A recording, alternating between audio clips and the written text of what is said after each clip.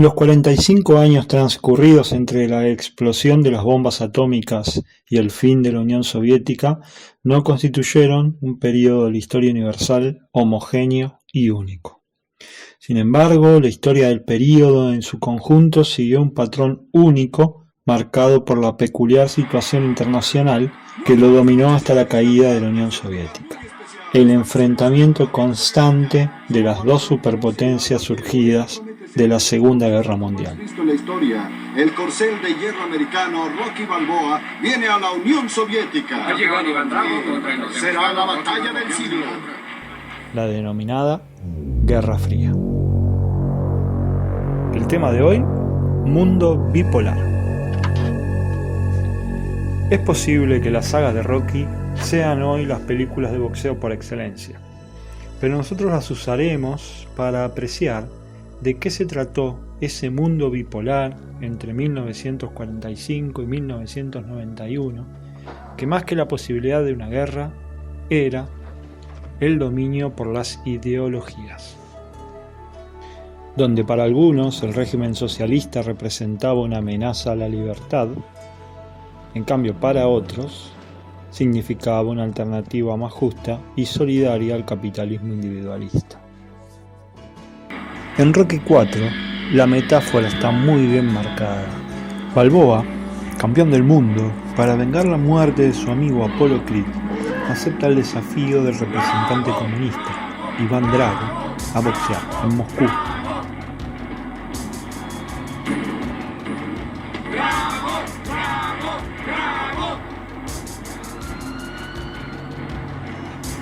Bien de visitante, y ante una máquina que más que humano parece de hierro. Y en lo alto, el secretario general de la Unión Soviética y otros miembros del Politburo han llegado a sus asientos para presenciar la pelea aquí en Moscú.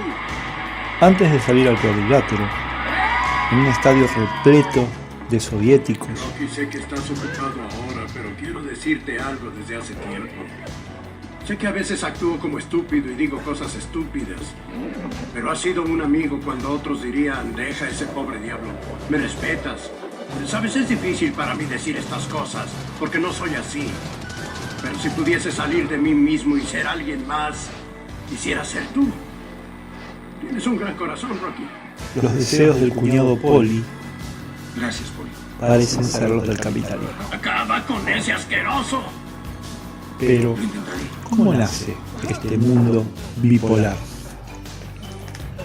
Culminada la Segunda Guerra Mundial, USA y URSS, me encanta decirlo así, toman el dominio político del mundo y se enfrentan en lo que será denominada Guerra Fría.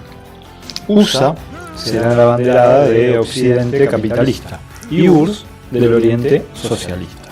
Esa tensión constante será la que otorga un equilibrio bipolar a base del terror sobre sus armas. Sobre ese terror evitarán enfrentamientos directos. Para evitar el crecimiento del poder soviético en Europa occidental, USA establece el Plan Marshall, que va a ser una ayuda económica para la reconstrucción posguerra de Europa. Inmediatamente organiza la OTAN, la Organización del Tratado del Atlántico Norte, un frente militar anticomunista. Como contrapartida de esto, URSS gestiona su propio acuerdo militar con los suyos, que será el Pacto de Varsovia. Entre el Pacto de Varsovia y la OTAN y el Pacto de Varsovia se dará esta contienda de guerra sin guerra.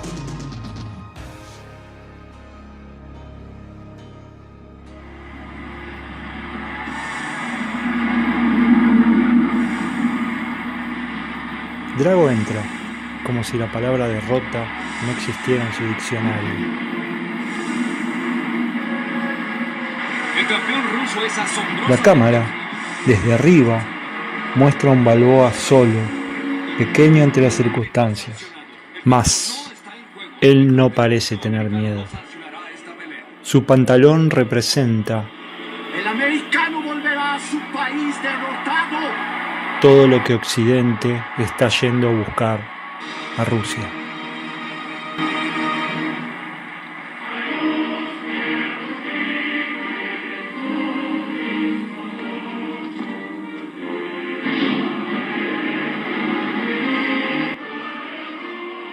En lo que parece una clara propaganda anticomunista, la escena rememora a los viejos actos de la Europa fascista de la década del 30.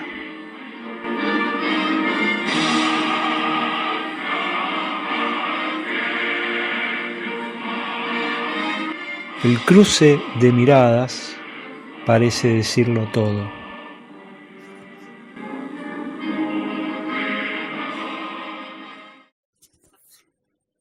En 1946, el ex primer ministro británico Winston Churchill afirmaba que una cortina de hierro se había establecido entre el Báltico y el Adriático, donde todas las capitales al este de ella respondían a Moscú y su control soviético.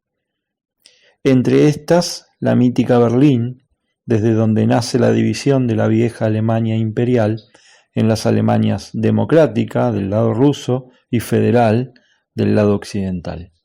Quedará instaurada para siempre la metáfora de cortina de hierro para separar política, económica e ideológicamente Oriente de Occidente. En el entrenamiento de Rocky vemos imágenes repletas de simbologías. Un hombre que se entrena bajo las reglas de su propio esfuerzo, sentando el capitalismo, versus la máquina del Estado soviético,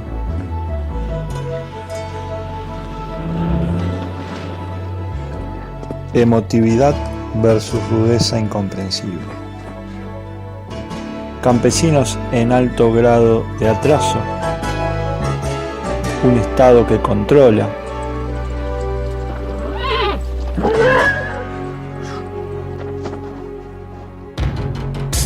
que utiliza la ciencia para crear un autómata.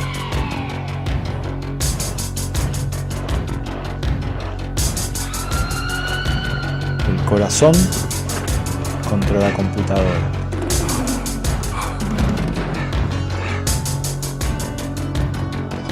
Podemos decir que esta Guerra Fría tuvo 3 etapas.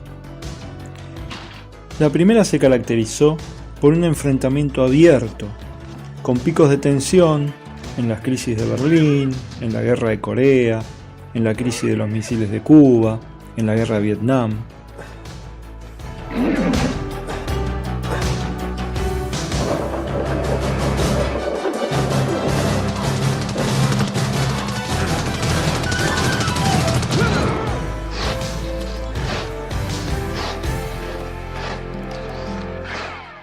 La segunda tuvo una coexistencia pacífica, con la firma del Tratado de No Proliferación Nuclear, con la culminación de la Guerra de Vietnam y un equilibrio relativo entre las dos potencias.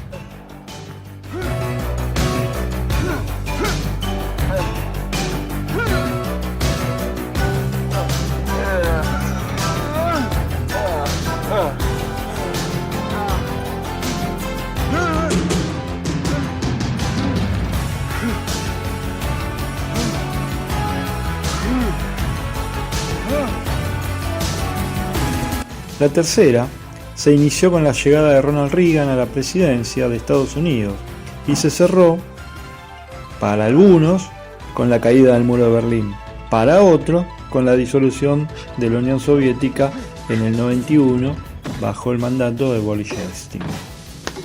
Reagan encarnó la ideología más anticomunista desde la primera etapa de la Guerra Fría. Para 1980 llega a la presidencia e incrementa el gasto militar en un proyecto ambicioso que se denominó Guerra de las Galaxias. Como ponderación al capitalismo y bajo este contexto, Stallone filmó Rocky IV, sin imaginar que 4 años después, el River Boca Mundial, el Ford Chevrolet, el Soda Stereo Redonditos de Ricota, la bipolaridad iba a desaparecer con la caída del muro de Berlín, en lo que parecía una clara victoria capitalista. En este mundo bipolar nace lo que se llamará el tercer mundo, o sea, nosotros. donde Estados Unidos y la Unión Soviética pelearán la mayoría de sus batallas. De la historia de este período, de los escenarios del resto del mundo y sobre todo de Argentina, se tratarán en las clases sucesivas. Atentos, los vivos de la bandera de la Unión Soviética son amarillos, pero estamos en cuarentena y no tengo otra cosa que una virome azul.